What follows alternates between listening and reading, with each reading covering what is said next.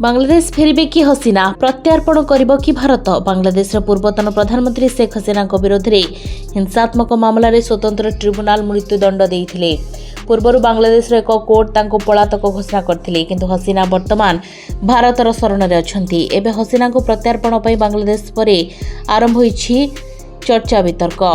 बांग्लादेश कहिछि पलातक प्रधानमंत्री शेख हसीना को प्रत्यार्पण करिबो बोली आशा करुछि ढाका, किंतु ए प्रसंग को नुआ दिल्ली सहित द्विपाक्षिक संपर्क में बाधा सृष्टि करने देव नहीं।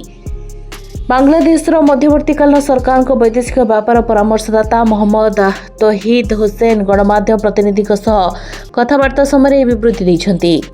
हसीना को प्रत्यार्पण बिना भारत भल संपर्क आशा करिपारिबो कि बोली पचराजिबारु हुसैन कहिथिले, आमर द्विपाक्षिक संपर्क केवल गोटे प्रसंग अटकी रहिबो नाही। जेहेतु हसीना वर्तमान जने घोषित अपराधी, तेणु बांग्लादेश यथाशीघ्र भारत ठारू तांकर प्रत्यार्पण आशा करुछि।